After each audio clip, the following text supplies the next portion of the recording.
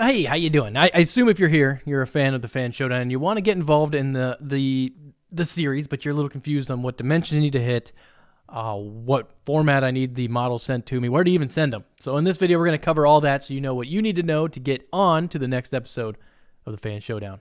Let's go.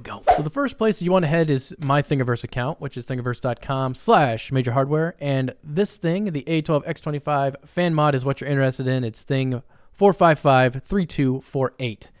And on this page, you have a few things. You got the PDF, you got the hub in some different formats, and you actually have the fan that I drew here as a 3D model that you can download and use as a template to kind of understand how it was made and how it was designed to make your own. Nice. But at the very least, you just need to go look at this PDF. So the first thing you're going to notice on this drawing is I have a note here that says dimensions marked with an asterisk are critical. And that is the outside diameter of the fan, the inside diameter of the hub, and the total height of the hub itself.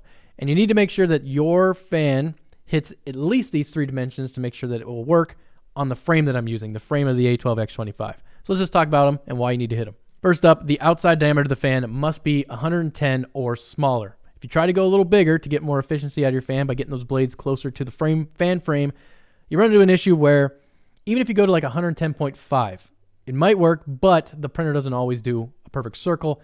And if it maybe makes it 111 or 112 on one side, it's going to collide and it just simply won't work. So if I hit 110, I've printed enough fans to know that that one will work every time. So 110 is where you want to be. For the inside diameter of the fan hub, you have 37.25, and this is a dimension you need to make sure you hit to ensure that I can actually mate your fan up to the frame that I have. 37.25 is actually slightly smaller than the actual hub itself, and the reason I've done that is that even if you make a little bit of an oopsie here, I can always take, what I normally do is I print these fans out, and then I'll take a Dremel, and I'll just slowly take off about a tenth of a mil to make sure I get a nice, smooth interference fit with that hub to make sure the fan doesn't fly off. So 37.25, and you'll be good. And then also about the hub, we have this dimension up here. It's kind of hard to see, but this is 15 millimeters tall. So if we zoom in here, you'll see that this 15 millimeters is actually pointing to this surface here, which is the inside of the hub here, and then the backside of the fan. And this 15 is actually pretty close to about the same size as that silver hub on the fan. And if you went any bigger than this, say this was 16, you would run into an issue where the backside of the blades would start to interfere with the fan frame, the spokes coming in that holds the hub. So 15 is where you want to be. You could go shorter if you wanted to. It would just make your fan sit higher off the backside. But if you go with 15, you'll be good.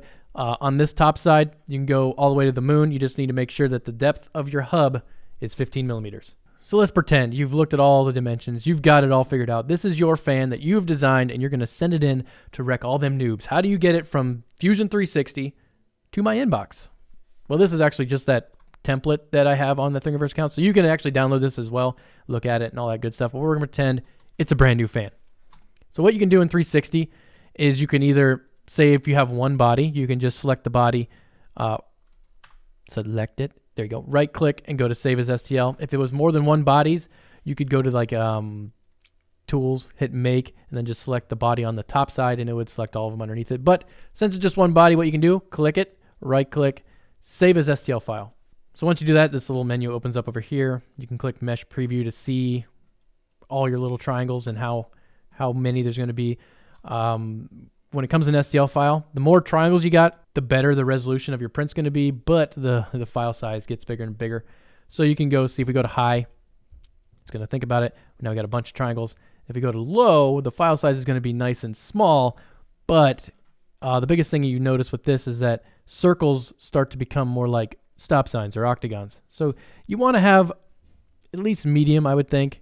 High, I guess since you're... The only issue you might have is that your file size might get too big to email. So if you go with medium, you should be all right. Then just hit OK. It's going to ask you where you want to save it. So I've just created a new folder for this fan, and I'm going to call it Best Fan Ever. BFE.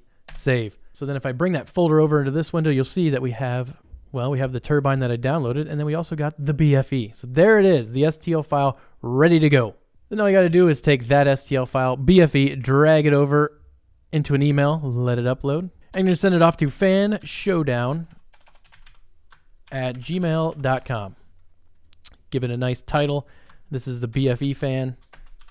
And then it's always good. I mean, you don't have to do this, but it's always fun if you give me like an inspiration. Like, why did you design the fan like you did?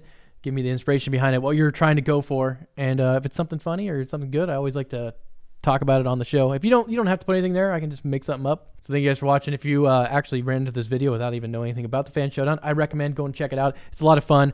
Follow me on Twitter. Follow me on, what is it? Twitch. Yeah, Twitch. And we'll see you in the next episode. Thanks.